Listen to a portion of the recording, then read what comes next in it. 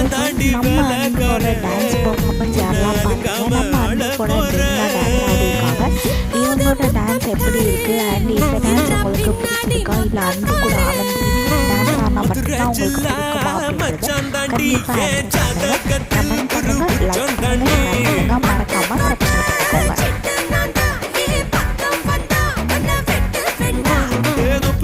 கட்டி வச்ச தெப்ப கொள்ளம்மா நான் துத்தி கொள்ள இங்கிருந்து கப்பல் வருமா